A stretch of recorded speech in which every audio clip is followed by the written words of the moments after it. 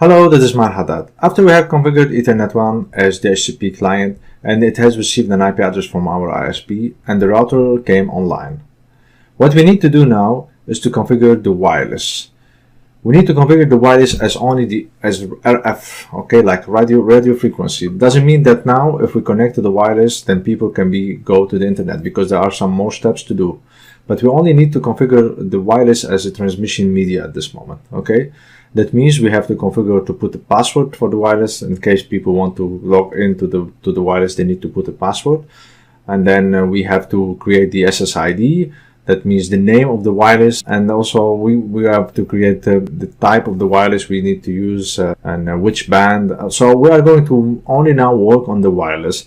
And after we finish that, then we have a couple of more steps to do to be able to make our router operational and people can log into the wireless and have internet. Okay, if we go now again here, we said that we created the DHCP client already on Ethernet 1, and Ethernet 1 received an IP address. Okay, now what we need to do, we need to make the wireless connectivity working. Let's go directly to Winbox, and then again we connect to the MikroTik router. And now to configure the wireless, if you look here inside the interfaces, you can see there is an interface called WLAN 1, and that's the interface of the wireless. Okay, that's a very important interface that we need to enable it. Okay, now it was disabled by default. We need to enable it. Then the radio frequency on this network card or wireless network card is enabled, and then it can start transmitting the wireless to us. Okay.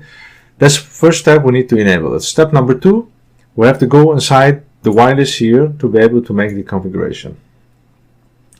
First thing we need to do is we have to think of, to secure our wireless network, is to put a password, correct? Every time you connect to a wireless, you need to have a password. Don't keep it open, because then people can get inside your wireless and then they can use your internet. Okay?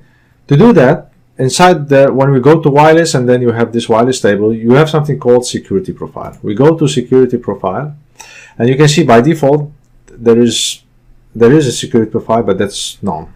Okay, so no authentication. I just click plus here, and then I'll create here the profile. Let's call it password. Password, that's fine. Okay, and here you have type of authentication. The best one to use is you can use WPA2 PSK and then WPA. WPA is use an encryption which is lower than WPA2, but both of them are PSK. That means you need to put the phrase, you need to put the password. Okay, EIP in this case you need to have a server, so we're not going to check them. We keep those two. Some laptops and some PCs, the old ones, they cannot use WPA2. That's why you always recommend to use WPA. But if you know you are a company and you know that all your laptops are new laptops, then I would highly recommend that you uncheck this one and keep WPA2. Okay, and then for the encryption, AES is very strong. You can keep it, but if you also want, you can put TKIP. We're not going to discuss about the encryption, the algorithm, because that's out of the scope for this course. But AES is quite good. Okay, we can keep AES now. And then here you can put the password. A good thing to do in MikroTik, you can go to settings, and here you can make a hide password. Okay, then if you write the password, no one can see it. But if you like to see the password, you can just keep it here, and then let's put the password 123456. Don't put this password in your live environment. Now we are just making it a test, okay, or with just a demonstration, so we can use this password 123456, and that's it. That's what we need to do on our security profile. So we have created a security profile called password, and we choose which authentication and encryption to be used, and then we put the password what it should be, 123456 on WPA and on WPA2, and then I say apply. Let's see, error, WPA appreciates key text. Okay, they need at least 8 and to maximum 64 symbol. So let's see, 78. 1, 2, 3, 4, 5, 6, 7, 8. Apply. Okay. Okay, the security profile has been created now.